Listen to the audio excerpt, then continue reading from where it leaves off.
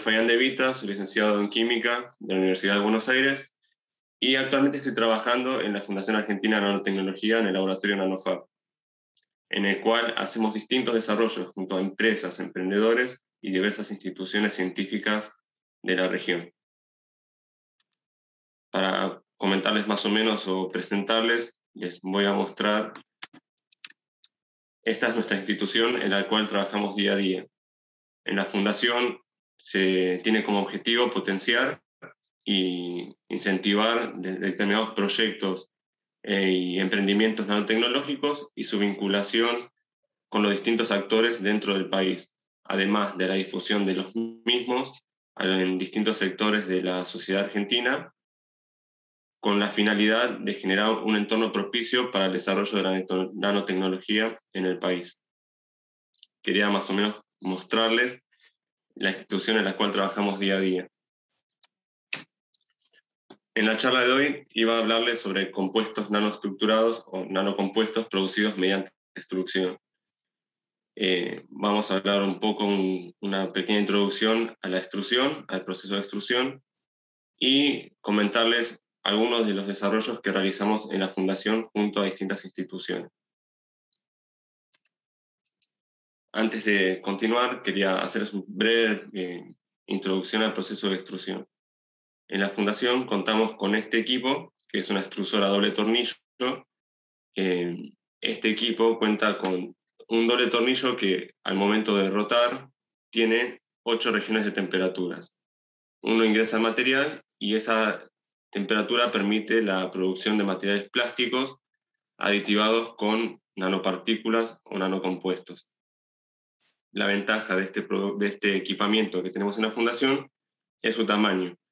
Su reducido tamaño permite el desarrollo de compuestos, ya que utiliza poco material o una escala más pequeña de material para desarrollar prototipos. Si tuviéramos que hacerlo con una escala industrial, requeriríamos mucho más material, lo cual se traduce en costos más altos y poca facilidad de producción. Así que es un equipo que se utiliza muy a menudo en la Fundación. El proceso de extrusión básicamente consiste en ingresar materiales termoplásticos, es decir, polímeros que pueden procesarse con temperaturas, o sea que al momento de calentarlos se ablandan y al enfriarse vuelven a obtener sus características, o sea, no se degradan fácilmente con la temperatura y permiten su procesamiento. En una extrusora convencional, el material se ingresa por una tolva en forma de pellets en estado sólido, donde los pellets, que son estas pelotitas que se observan en el GIF, pueden estar cargadas previamente con las nanopartículas o se pueden ingresar el polímero y las nanopartículas en conjunto en la tolva. Dentro del equipo hay tornillos como los que se muestran también en esta figura, que dependiendo el material a procesar, cambia su distribución, grosor y, digamos, como espaciado entre los filetes del tornillo. El material ingresa, el tornillo gira y va ingresando el material a lo largo de lo que es la camisa. La camisa es todo esto que está alrededor del tornillo. La calefacción de la máquina hace que el plástico se vaya fundiendo y llega al final del extrusor, donde hay una boquilla que, dependiendo del tipo de boquilla, puedes tener distintos tipos de materiales o productos finales. A continuación les voy a mostrar un par de ejemplos, a modo de ejemplo, a escala industrial, qué tipo de productos se pueden obtener con la extrusión. Acá en la imagen se muestra cómo ingresa el material y el tornillo transporta el mismo a lo largo del extrusor. Es un proceso continuo, por lo tanto, mientras uno alimente la extrusora, el material sale del otro extremo.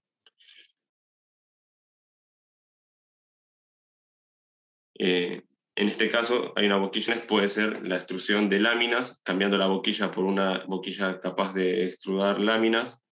Se obtienen estos tipos de películas que, combinando distintas extrusoras, permite aditivar las distintas capas de plástico fundido y generar materiales multicapas, muy utilizado en la industria de alimentos y empaques.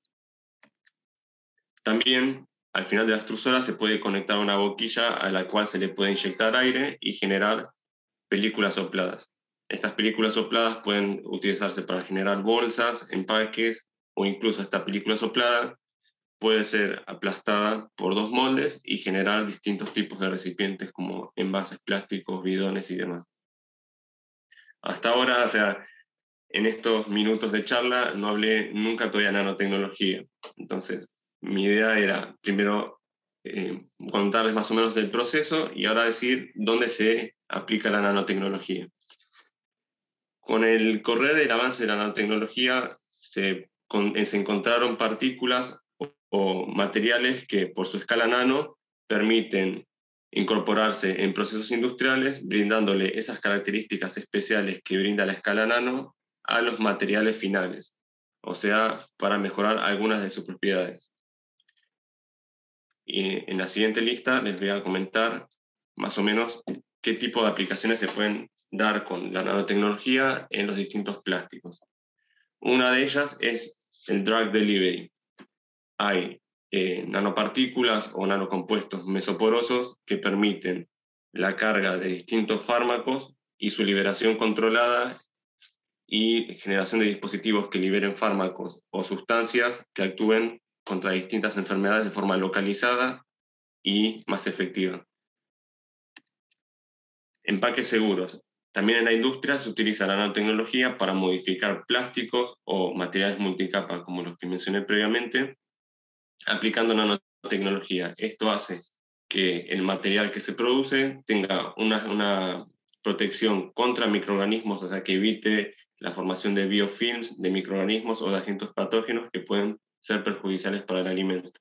Además de actuar como barrera contra la radiación de UV para preservar los alimentos y evitar el flujo de gases entre el alimento y el exterior, así preservando el alimento.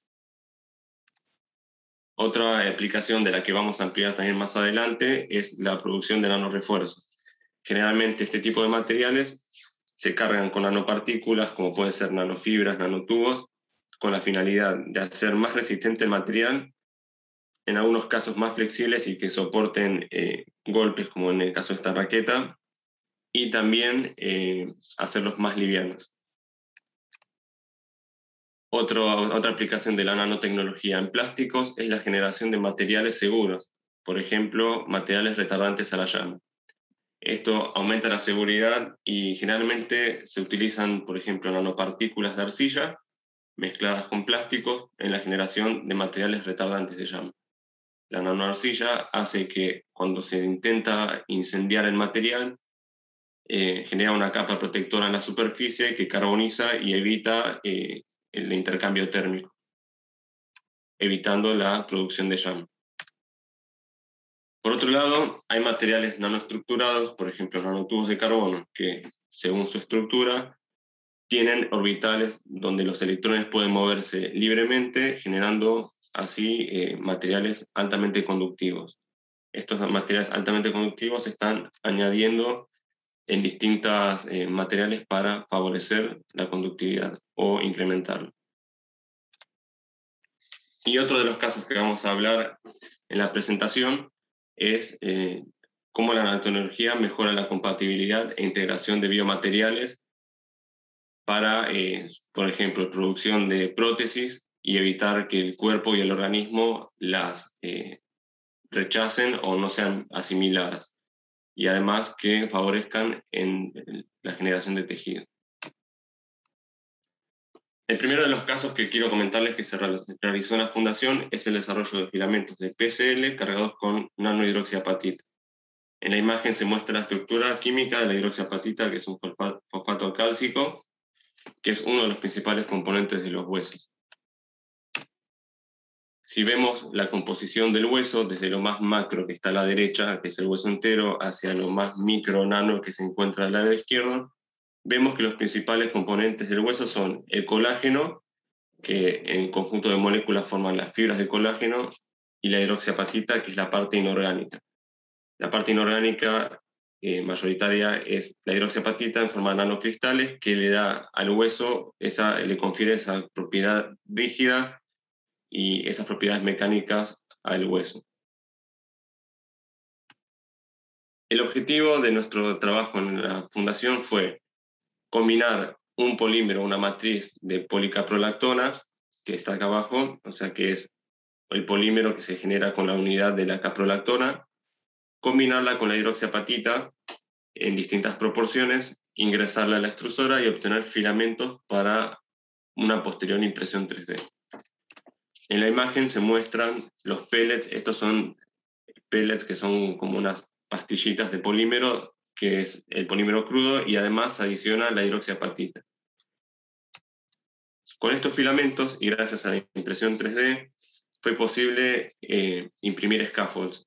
Los scaffolds son andamios que se utilizan para testear este material, que está compuesto por PCl, que es policaprolactona, e hidroxiapatita, y realizar diversos estudios médicos para ver si estos mismos favorecen la generación de tejido.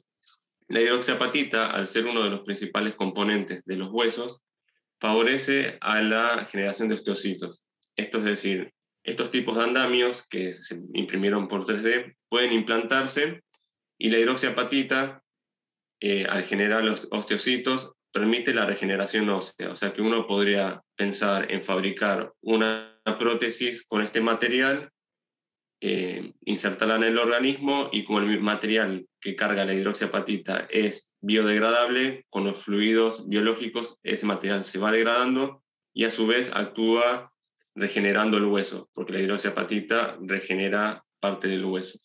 Entonces, la idea fue realizar estos scaffolds para los posteriores estudios médicos y se obtuvo que se pudo cargar los filamentos con hasta 30% de hidroxiapatita, lo cual es un elevado número que permite una rápida regeneración ósea.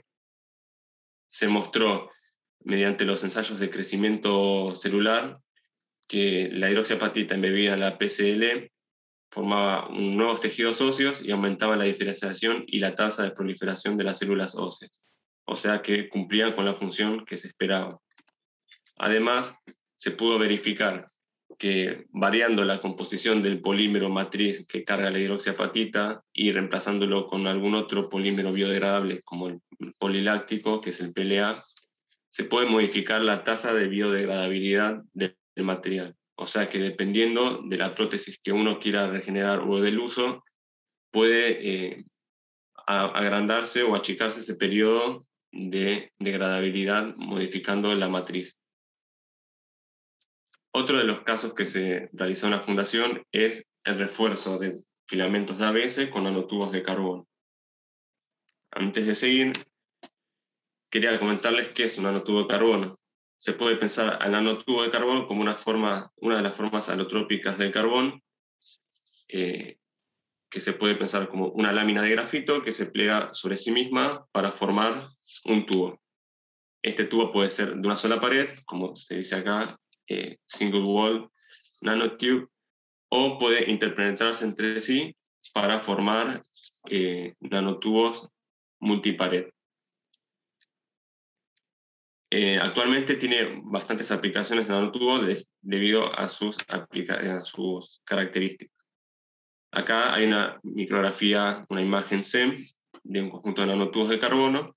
Los mismos presentan gran relación largo-diámetro. En general, los nanotubos tienen un diámetro de 2 nanómetros, pero una extensión de varios micrones, o sea que son más finos y son finos y bastante delgados y bastante largos. Tiene una gran relación largo-diámetro. Debido a la estructura química del nanotubo de carbono y los enlaces carbono-carbono, los orbitales P del carbono están deslocalizados en toda la estructura, con lo cual los electrones pueden estar libremente a lo largo de esos orbitales, por lo cual le confiere propiedades eléctricas, y la fuerza del enlace carbono-carbono del nanotubo le confiere una gran propiedad mecánica, que es lo que nos interesa en esta charla. Por lo cual, los nanotubos son extremadamente rígidos y resistentes y están en foco porque si uno pudiera comparar un nanotubo de carbono y un hilo de acero del mismo tamaño, el nanotubo es mucho más rígido y resistente. Entonces se busca aplicar esa resistencia a distintos materiales plásticos. En general, los nanotubos, acá yo puse que tienen un elevado módulo de Young, pero ¿qué es el módulo de Young? Porque no dice mucho así a simple vista, pero el módulo de Young es un factor o una característica, una magnitud que permite determinar las propiedades de los materiales, las propiedades mecánicas de los materiales. El módulo de Young básicamente es una proporción que dice cuánto se deforma un material al aplicarse una determinada fuerza. Todos los materiales al principio de someterlos a un esfuerzo se van deformando. Materiales con bajo módulo de Young, como los que figuran acá en este gráfico, en la línea E, tienen bajo módulo de Young y son blandos y débiles. A medida que el material se hace más rígido, el módulo de Young aumenta y obtenemos materiales más resistentes. Entonces, la gracia de esta presentación es agarrar un material que sea blando y débil y cargarlo con nanotubos de carbono para llevarlo a ser un material más resistente. En nuestro trabajo agarramos el ABS, se lo fracturó por criofractura, se bajó la granularimetría del material y se lo mezcló con los nanotubos de carbono en distintas proporciones, de manera tal de que la mezcla sea más homogénea y evitar la segregación dentro del extrusor. Esta mezcla se pasó por la extrusora y se obtuvieron filamentos de impresión 3D como los que se muestran en la foto. Esta imagen SEM es una imagen de una criofractura del filamento obtenido y se muestra que los nanotubos se distribuyeron homogéneamente a lo largo de la superficie. Se hace criofractura para evitar, para obtener un corte limpio y evitar cualquier deformidad en la superficie y observar mejor la homogeneidad y la dispersión de los nanotubos en la superficie. Si nosotros no hubiésemos molido el ABS y hubiésemos mezclado directamente con los nanotubos, la dispersión no sería correcta y se observarían, como en estos casos, aglomerados en la superficie. Esta es otra superficie del filamento donde se observaban bastantes agregados de nanotubos de carbono en la superficie. Estos agregados modifican las propiedades finales del material, haciéndolas que el material sea más quebradizo. Con el filamento obtenido se obtuvieron las distintas piezas de impresión 3D para los ensayos mecánicos y se testearon en esta máquina, que son dos pinzas que agarran las probetas y las estiran en dirección vertical.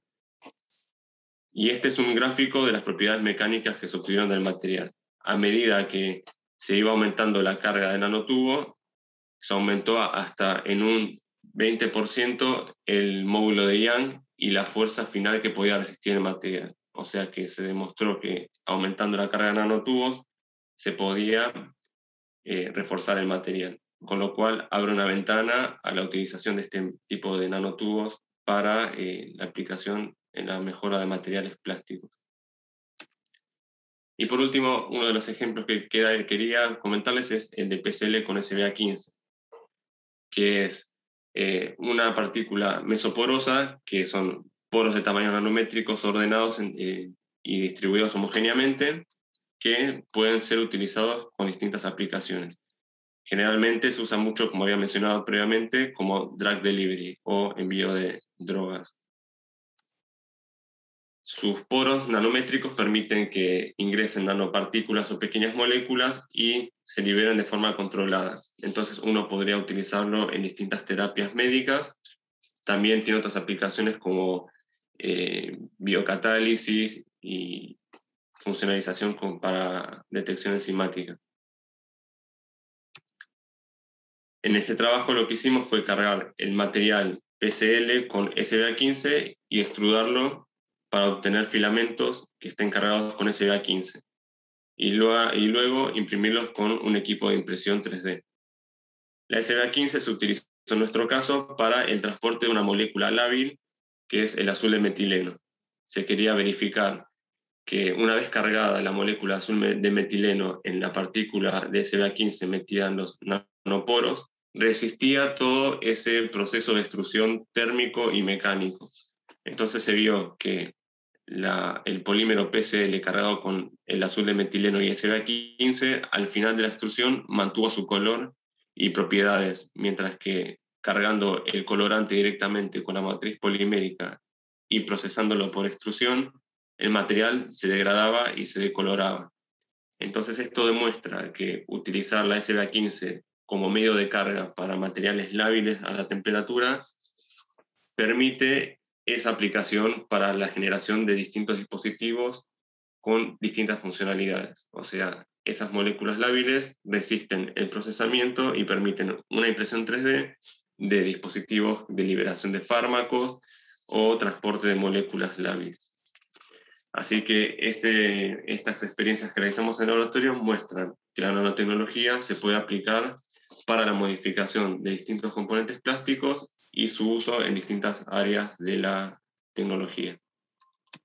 Muchas gracias por su atención y quedo atento a cualquier consulta que tengan.